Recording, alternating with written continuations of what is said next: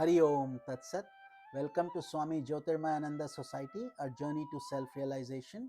Please subscribe for the mystical meanings and to enjoy daily satsang with us. We are currently exploring the book The Mystery of the Soul, Katha Upanishad.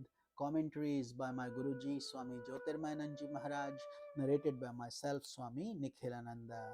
So today we will be studying um, chapter 2, section 3, mantra number 3.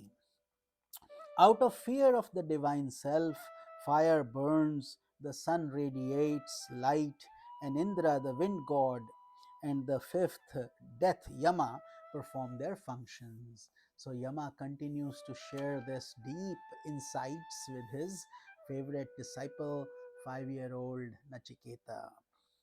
The world trembles like a leaf before the infinite power of the divine self.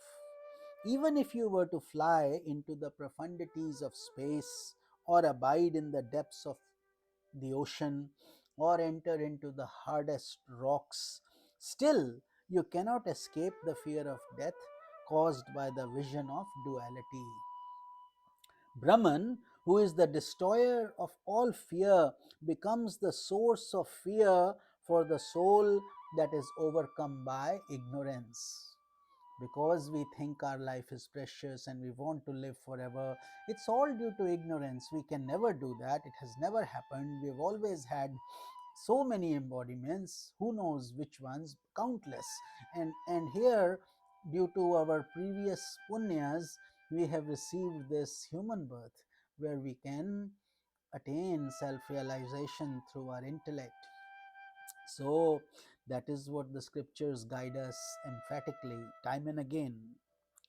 But due to ignorance, we forget that, and many of us just die without knowing what they had. But when one attains the intuitive revelation of the self, the world is no longer seen as a possession or a procession of racing elements being whipped by the uplifting rods of Brahman into performing their functions. Rather, it appears like surging waves of bliss sustained by the ocean of Almighty Self. So it depends on the vision from which side you are watching. If you are ignorant, then everything seems fearful and scary, and you don't want to die, and all these things, and adversity, prosperity, alternate, etc. But when you are established in the self, when you firmly believe it's all a cosmic show, it's magic, then the fear is gone, and then you see nothing but bliss, you experience nothing but bliss. Bliss rolling over bliss becomes your essential nature, and that is why we are focusing this knowledge, the journey to enlightenment in this human life, and that is the best thing we can do to save our souls and to enjoy perpetual bliss. Moving on to mantra number 4. If one were to attain realization even before the death of the body, he is blessed indeed. Rarely souls get to that because there are so many obstacles of the world: kids, family, job, pressures, this ignorance. The causes, the primary root cause eventually is ignorance and our attachment to the body, mind, senses. Therefore, this option, although available, is missed by so many. So, those brave souls who are prodding on this journey are blessed indeed. But if not, he is forced to incarnate in various bodies, in various worlds and classes of beings for numerous ages. So it's not such an easy thing that, oh, nothing will happen. Every action will create a reaction and an embodiment. In so many ages and ages may be gone before you will get this opportunity. That's why blessed are the souls who make hay while the sun shines, while they have this embodiment and while they have these vrittis. It's a great miracle indeed. So, an aspirant must be endowed with sadhana chatushtaya, It's called the fourfold qualifications. Those are required, and they are, as you know, in order to be a sincere aspirant on this path, viveka, vairagya, shat sampat, and mumukshutva. So these are the four qualifications, and shat sampat has six sub branches to it. Basically, viveka means discrimination, knowing right from wrong, good from bad, real from unreal. And vairagya means dispassion.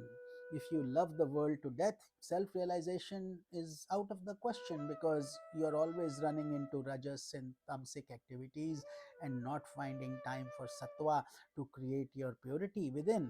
So, vairagya meaning this world is as ephemeral, think of it as a transient thing, and then dispassion will come. In Shat Sampad, these six virtues are called serenity, enjoying peace everywhere, self control, discipline, renunciation of selfish actions, not running after me all the time, giving up your selfishness, and then endurance, firmly walking on this path, faith. Without faith nothing will happen, so have to have firm faith, and then tranquility of mind. These are the six. And mumukshutva means burning aspiration for self realization. These constitute the qualification of an aspirant who would attain self realization. So, before we even walk on this journey, we should constantly work on these fourfold qualifications, become qualified, then only a sincere Guru will come to show you the path for enlightenment. His grace will work as the fuel that will cross you over this world process. Along with the development of these qualities, he must practice Shravana Chatushtaya. Shravana Chatushtaya means listening to the scriptural teachings, that is called Shravan, listening, reflection on the self, meditation, Manana, going deep, contemplation, and profound meditation on the self, which is Nididhyasana. So, this is how we should listen to satsang and to scriptures. Shravan, first listen, Manan, contemplate, and then Nididhyasan, meditate. Thus, he discovers the nature of self by Atma Sakshatkar, which is also known as self realization. On the path of spiritual advancement, he must overcome the three defects of his heart, chitta, and they are the three knots that have made us naughty. They have bound us in different areas into our karma granthi, which is in the navel center, kama granthi, which is in the heart center, and avidya granthi, which is in the agya chakra, or the mind center. These three knots all have to be unknotted for us to have a perspective and a deeper spiritual experience towards self realization.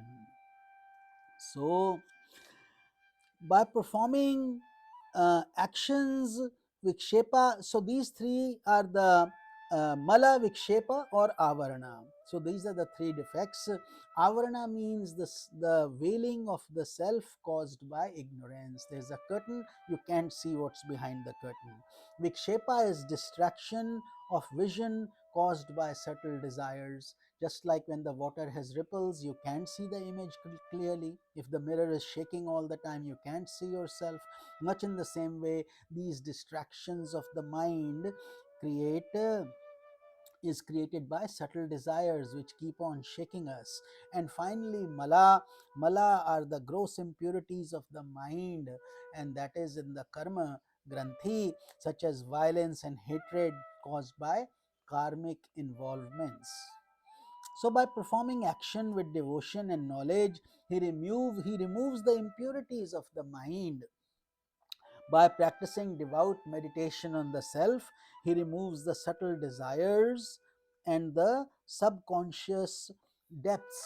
So, it pulls it out. All these desires are residing in your unconscious, from there they come into the subconscious, from the subconscious they come into the conscious, just like seeds that have germinated and seeds that are yet to germinate. So that is the difference. They're all there, but by intense inquiry into who am I and consequent meditation upon the self, he attains realization of the self. If this spiritual plan for the attainment of self realization is not adopted in life, the soul continues to be immersed in ignorance and is led to various embodiments driven by its karmas. While movements towards Brahman is from light to increasing light and from joy to increasing joy until one becomes immersed in bliss. The movement in the illusions of the world is from sorrow to sorrow, from misery to misery, and from darkness to darkness. Those are the options. Either move towards the light or stick in ignorance and continue to suffer the consequences of repeated embodiments. It is indeed most blessed for an aspirant to accomplish self realization even within this lifetime, and thus end the possibility of experiencing the unending sorrows of the world process.